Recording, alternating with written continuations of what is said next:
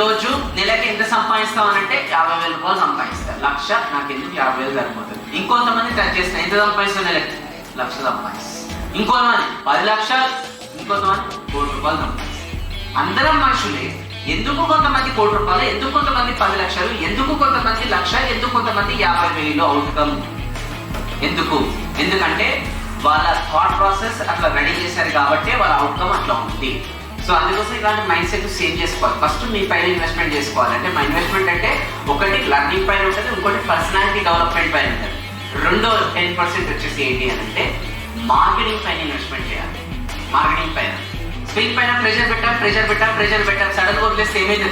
So అలా భగవంతుడు కూడా మీ పైన ప్రెషర్ పెడుతుంటాడు. అప్పుడు మీ లోపల ఒకటే ఫీలింగ్ రావాలి, భగవంతుడా ఎంత ప్రెషర్ పెడతావు పెట్టేటోడు అలసిపోవాలి, తీసుకున్నోడు కాదు, అట్లా రావాలి. నెక్స్ట్ వచ్చే 1 month లోపల ఏదన్నా కంపెనీలో ఆర్ మీకోసం మీరు ఏదన్నా ఒక టార్గెట్ అచీవ్ చేయాలనుకుంటే ఈ లోపల ఫైర్ ఉండాలి. ఈ ఫైర్ కనుక లేకపోతే నిజంగా చెప్తున్నా నేను ఈ జన్మకి గోల్స్ అనేది అచీవ్ చేయలేదు.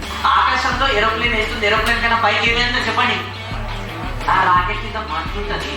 అండ్ ఏ రోజైతే మీ జీవితంలో కూడా మంట అంటుకుంటుందో మీరు కూడా అంతకు మించి సక్సెస్ అనేది సాధిస్తారు. డౌట్ అనేది మంట అంటుకోవాలంటే ఒక 100 మంది హస్బెండ్ అండ్ వైఫ్ ని తీసుకొచ్చారు అంటే 200 అయ్యారు. వాళ్ళు 200, వీళ్ళు 100. ఎంతమంది అయ్యారండి?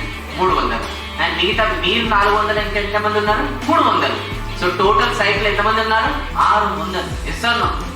ఇప్పుడు 600 మంది ఒకటేసారి సైట్ లో కనిపిస్తే ఆ 100 మంది కస్టమర్స్ కూడా ఎవరైతే వచ్చారో వాళ్ళ లోపల ఒక క్యూరియాసిటీ ఉంటుంది, అయ్యో ప్లాట్లు దొరికాయి వాళ్ళకేం తెలుసు మీరు ఏంటంటే కస్టమర్ అని.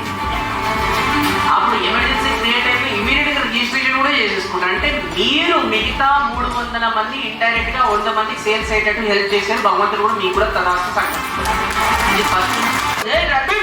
నీకన్నా సైజ్ లో పెద్ద, ఆలోచన పెద్ద, తెలివి కూడా పెద్ద, అయినా కూడా నేను పట్టుకోలేకపోయానే బాయ్. అప్పుడు లోపల నుంచి ర్యాపిడ్ చెప్తుంది, కరెక్టే డాక్టర్, మీరు నాకన్నా సైజ్ లో పెద్ద, ఆలోచన పెద్ద, తెలివి కూడా పెద్ద. మన ఇద్దరం పరిగెత్తున్నప్పుడు నువ్వు నీ లంచ్ కోసం పరిగెత్తున్నావు, కానీ నేను నా లైఫ్ కోసం పరిగెత్తున్నాను.